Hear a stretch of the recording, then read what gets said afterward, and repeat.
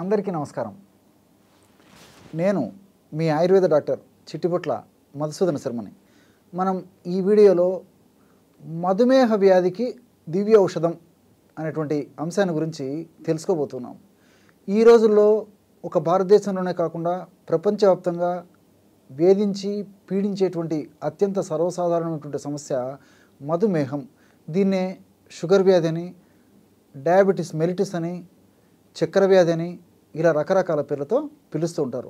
ఈ మధుమేహ వ్యాధికి సంబంధించి ఎలాంటి చికిత్స వాడుకుంటే మనకు ఆ యొక్క సమస్య తగ్గిపోతుంది, ఆ లక్షణాలు తగ్గిపోతాయి, భవిష్యత్తులో ఆ సమస్య వల్ల ఇతర ఉపద్రవాలు రాకుండా ఉంటాయని మనం ఆలోచించినట్లయితే చాలా రకాలైనటువంటి ఔషధాలు ప్రకృతిలో మనకి లభిస్తాయి.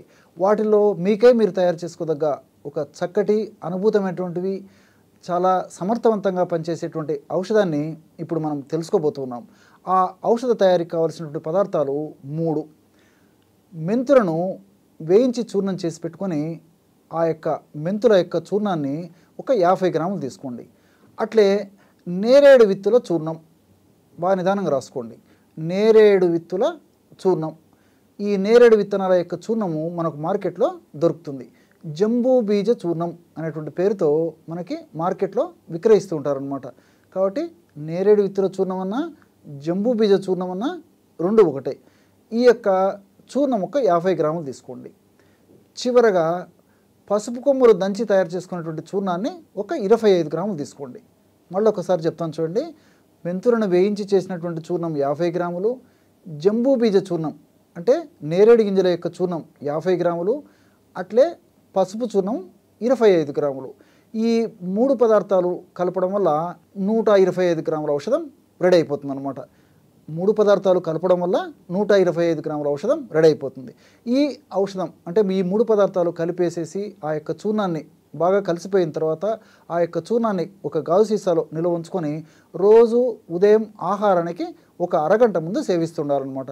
ఎలాగ సేవించాలంటే దీన్ని ఒక కషాయంలాగా తయారు చేసుకొని సేవించడం వల్ల ఫలితాలు చాలా శీఘ్రంగా వెంటనే సత్వరమే సమర్థవంతంగా కలిగేందుకు అవకాశం ఏర్పడుతుంది. ఎలా తయారు చేసుకోవాలంటే 200 మిల్లీలీటర్ల నీళ్లు తీసుకోండి. 200 ml వాటర్. 200 ml వాటర్లో 5 గ్రాములు మనం తయారు చేసి పెట్టుకున్నటువంటి చూర్ణం అంటే ఒక టీ స్పూన్, 3 పదార్థాలు కలిపి మనం చూర్ణం తయారు చేసి పెట్టుకున్నాం కదా, ఆ చూర్ణాన్ని ఒక టీ స్పూన్ అంటే ఒక 5 గ్రాముల చూర్ణాన్ని అందులో కలిపేసి పొయ్యి మీద పెట్టేసి సన్న మంట మీద 50 గ్రాముల ఆ యొక్క నీరు మాత్రమే, సన్న మంట మీద 50 ml నీరు మాత్రమే మిగిలేటట్లు మరిగించాలన్నమాట. మళ్ళీ ఒకసారి చెప్తాను చూడండి.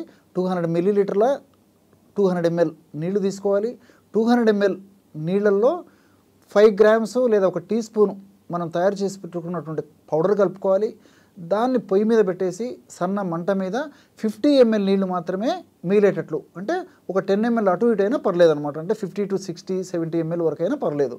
ఆ విధంగా ఆ యొక్క నీరు అంతవరకు మిగిలేటట్టు మరిగించేసేసి దించి చల్లారిన తర్వాత వడగట్టేసేసి ఉదయం పూట ఆహారానికి ఒక 10 నిమిషాలు లేదా 15 నిమిషాల ముందు ఉంటే సరిపోతుంది అనమాట. ఈ విధంగా క్రమం తప్పకుండా రోజు ఒక్కసారి ఈ యొక్క ఔషధాన్ని ఈ పద్ధతిలో వాడుకోవడం వల్ల చాలా మందిలో అంటే 100లో దాదాపు 70-80% మందిలో కూడా చాలా త్వరగా ఈ యొక్క ఔషధం పనిచేసి ఆ బ్లడ్ షుగర్ను తగ్గించేందుకు అవకాశం ఏర్పడుతుంది. మరీ సమస్య తీవ్రంగా ఉన్నటువంటి వాళ్ళలో ఆ సమస్య అంటే బ్లడ్ షుగర్ కంట్రోల్ అయ్యేంత వరకు, బ్లడ్ షుగరు క్రమక్రమంగా నార్మల్గా వచ్చేటువంటి పరిస్థితి ఎదురయ్యేంత వరకు కావాలంటే రాత్రిపూట కూడా ఇదే పద్ధతిలో తయారు చేసుకుని కొన్నాళ్ళ పాటు వాడేసేసి తర్వాత ఆ షుగర్ లెవెల్స్ తగ్గే కొద్దీ మనం ఈ యొక్క ఔషధాన్ని కూడా ఒక్క పూటకే పరిమితం చేసుకొని అలాగే కంటిన్యూ చేస్తూ ఉండడం వల్ల షుగర్ వ్యాధి నియంత్రణకు అవకాశం ఏర్పడుతుందన్నమాట. ఈ యొక్క పద్ధతిలో ఔషధం తయారు చేసుకొని ఈ యొక్క ఔషధం అయిపోయిన తర్వాత మరలా ఫ్రెష్గా తయారు చేసుకొని ఔషధాన్ని వాడుకుంటుండాలి. ఈ విధంగా క్రమం తప్పకుండా వాడుకోవడం వల్ల చాలా సమర్థవంతమైనటువంటి ఫలితాలు మనకి ఈ షుగర్ వ్యాధిలో కలుగుతాయి. అంతేకాకుండా షుగర్ వ్యాధిలో ఉన్నటువంటి లక్షణాలు తగ్గిపోవడమే కాకుండా భవిష్యత్తులో షుగర్ వ్యాధి వల్ల ఇతర కాంప్లికేషన్స్, ఉపద్రవాలు, సైడ్ ఎఫెక్ట్స్ రాకుండా కూడా ఇందులో ఉన్నటువంటి ఔషధ గుణాలు రసాయన తత్వాలు రసాయనాలు సదా మన దేహంలో ఉంటూ సదా కాపాడుతూ ఉంటాయి. ఆధునికంగా మనం ఆలోచించినప్పటికీ ఈ మెంతుల్లో 4-హైడ్రాక్సీ ఐసోలిన్ అనేటువంటి ఒక రసాయన పదార్థము, సాపోనిన్స్ అనేటువంటి పదార్థాలు, ఫైబర్ అనేటువంటి పదార్థము ఉన్నాయన్నమాట. మరి ఈ 4-హైడ్రాక్సీ ఐసోలిన్ అనేటువంటి రసాయన పదార్థం యొక్క గుణం ఏంటంటే ఇన్సులిన్ ఉత్పత్తిని ఎక్కువ చేస్తుంది. అంటే ప్యాంక్రియాస్ అంటే మన జీర్ణ వ్యవస్థలో పొట్టలో ప్యాంక్రియాస్ అనేటువంటి అవయవం ఉంటుంది. అందులో బీటా సెల్స్ ఉంటాయన్నమాట. ఆ బీటా సెల్స్ అనేటువంటి ఆ యొక్క కణాల నుంచే మనకు ఇన్సులిన్ అంటే షుగర్ వ్యాధికి కంట్రోల్ చేసేందుకు, ఆ యొక్క బ్లడ్ షుగర్ పెరగకుండా ఉండేందుకు, జీర్ణ వ్యవస్థలో ఉపయోగపడేందుకు, ఇలా అనేక రకాలుగా మెటబాలిజం జీవక్రియకు కూడా ఈ యొక్క పదార్థం ఉపయోగపడుతుంది అనమాట. మరి ఈ యొక్క ఇన్సులిన్ ఉత్పత్తికి అంటే బీటా సెల్స్ని స్టిమ్యులేట్ చేసి ఇన్సులిన్ బాగా ఉత్పత్తి అయ్యేందుకు ఈ 4-హైడ్రాక్సీ ఐసోలిన్ అనేటువంటి యొక్క అమినో యాసిడ్స్ మెంతుల్లో ఉన్నటువంటిది ఉపయోగపడుతుంది. అంతేకాకుండా ఈ సాపోనిన్స్ అనేటువంటి యొక్క పదార్థాలు కూడా మెంతుల్లో ఉన్నాయి కాబట్టి ఇవి కూడా వాడుకోవడం వల్ల ఏం జరుగుతుందంటే మన దేహంలో కొవ్వును త్వరగా జీర్ణం కాకుండా ఇవి కాపాడుతాయి అన్నమాట. అంటే ఎప్పుడైతే కొవ్వు త్వరగా జీర్ణం కాదో అప్పుడు ఆ కొవ్వు వల్ల క్రమక్రమంగా షుగర్ కూడా త్వరగా పెరగకుండా ఉండేందుకు కూడా ఇది పరోక్షంగా ఉపయోగపడుతుంది అనమాట.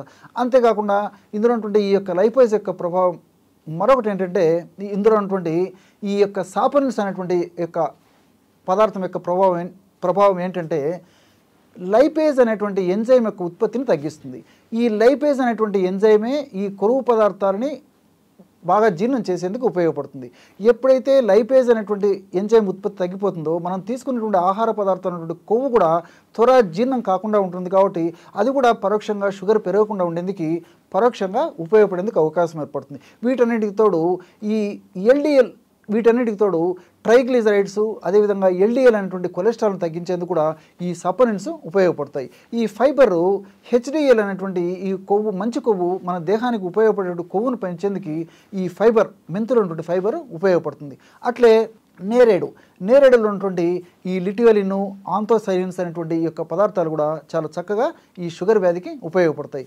ఈ యొక్క లిటియోలిన్ అనేటువంటి ఈ యొక్క నేరేడులో ఉన్నటువంటి పదార్థం గుణం ఏంటంటే కార్బోహైడ్రేట్స్ని త్వరగా జీర్ణం కాకుండా నిలువరించేందుకు ఈ లిటియోలిన్ ఉపయోగపడుతుంది. సర్వసాధారణంగా కార్బోహైడ్రేట్స్ ఎక్కువగా ఉన్నటువంటి పదార్థం తీసుకోవడం వల్లనే అది త్వరగా జీర్ణమయ్యి చక్కెరగా మారి రక్తంలో కలిసేటువంటి పరిస్థితి ఏర్పడుతుంది. కాబట్టి ఈ లిటియోలిన్స్ కార్బోహైడ్రేట్స్ త్వరగా జీర్ణం కాకుండా ఉండేందుకు ఉపయోగపడతాయి. కాబట్టి మరి త్వరగా చక్కెరగా మారవు. ఆ చక్కెరగా మారిన తర్వాత కూడా త్వరగా రక్తంలో కలవకుండా కూడా ప్రత్యక్షంగా పరోక్షంగా ఇందులో ఉన్నటువంటి లిటియోలిన్స్ ఉపయోగపడతాయి. అట్లే యాంథోసైనిన్స్ అనేటువంటి పదార్థాలు మరి ఈ నేరేడు యొక్క విత్తనాల చూర్ణంలో ఉన్నాయి. కాబట్టి ఇవి కూడా ఈ బీటా సెల్స్ని స్టిమ్యులేట్ చేసి బీటా సెల్స్ని చైతన్యపరిచి ఇన్సులిన్ బాగా ఉత్పత్తి అయ్యేందుకు ఉపయోగపడతాయి. ఈ విధంగా రకరకాలుగా ఈ యొక్క రసాయన పదార్థాలు ప్రత్యక్షంగా పరోక్షంగా ఈ షుగర్ వ్యాధిని నియంత్రించేందుకు సహాయపడేయడమే కాకుండా మరి భవిష్యత్తులో షుగర్ వ్యాధి వల్ల వచ్చేటువంటి ఉపద్రవాలు కూడా కంట్రోల్ అయ్యేందుకు ఈ యొక్క పదార్థాలు ఉపయోగపడతాయి. అట్లే పసుపులో కుర్కుమిన్ అనేటువంటి రసాయన పదార్థం కూడా ప్రత్యక్షంగా పరోక్షంగా షుగర్ వ్యాధి నియంత్రణకు అదేవిధంగా షుగర్ వ్యాధి వల్ల భవిష్యత్తులో వచ్చేటువంటి ఇతర అనారోగ్య సమస్యలకి సైడ్ ఎఫెక్ట్స్కి కూడా రాకుండా ఉండేందుకు కూడా ఈ యొక్క పసుపులో ఉన్నటువంటి కుర్కుమిన్ అనేటువంటి రసాయన పదార్థం ఉపయోగపడుతుంది. కాబట్టి ఇలాంటి అనేక రకాలైన రసాయన పదార్థాలు ఇందులో ఉండడం చేత ఈ యొక్క ఔషధం వాడుకోవడం వల్ల చాలా చక్కటి ఫలితాలు కలుగుతాయి. ఇంకొకటి ఏంటంటే ఈ ఆధునిక వైద్యం అంటే ఈ ఆధునిక కృత్రిమ రసాయన ఔషధాలు వాడుకుంటూ కూడా ఈ ఔషధాన్ని వాడుకోవచ్చు అన్నమాట. మరి రెండు ఔషధాలు అంటే వైద్యులు సూచించిన మేరకు ఆధునిక కృత్రిమ రసాయన ఔషధాలు వాడుకుంటూ ఈ యొక్క ఔషధాన్ని కూడా వాడుకోవడం వల్ల ఈ ఇంగ్లీష్ మందుల యొక్క ఆధునిక కృత్రిమ రసాయన ఔషధాల యొక్క డోస్ తగ్గించడానికి అవకాశం ఏర్పడుతుంది. అంతేకాకుండా ఆ యొక్క ఔషధాల యొక్క సైడ్ ఎఫెక్ట్స్ కూడా రాకుండా ఉండేందుకు అవకాశం ఏర్పడుతుంది. ఇలా అనేక రకాలైనటువంటి సైడ్ బెనిఫిట్స్ ఉంటాయి. కాబట్టి దీన్ని కూడా మనం ఆహార ఔషధంలో భాగంగా చేర్చుకొని వాడుకోవడం వల్ల చాలా చక్కటి ప్రయోజనం చేకూరుతుంది. అంతేకాకుండా మరి షుగర్ వ్యాధిగ్రస్తులు ఆ డాక్టర్ గారు సూచించినటువంటి మేరకు మరి అప్పుడప్పుడు వైద్యుల వద్దకు వెళ్ళి పరీక్ష చేయించుకుంటుంటారు. కాబట్టి ఎప్పుడైతే రక్తంలో షుగర్ కంట్రోల్లోకి వచ్చేసి షుగర్ నియంత్రణకు వచ్చి షుగర్ లెవెల్స్ తగ్గడం మొదలవుతుందో అప్పుడు సర్వసాధారణంగానే డాక్టర్ గారు కూడా వాళ్ళు సూచించేటువంటి ఆ యొక్క ఔషధాలు కూడా డోస్ తగ్గించేదానికి అవకాశం ఏర్పడుతుంది. కాబట్టి ఇది మనకు మరింత ఉపయుక్తకరంగా ఉంటుంది. చూశారు కదా, ఎటువంటి సులువైనటువంటి ఔషధ యోగాన్ని మధుమేహ వ్యాధి లేదా చక్కెర వ్యాధి నియంత్రించుకునేందుకు ఈ వీడియోలో మీరు తెలుసుకున్నారో. మరొక వీడియోలో మరొక అంశంతో మళ్ళీ కలుద్దాం. అంతవరకు నమస్కారం. మీ చిట్టిపొట్ల.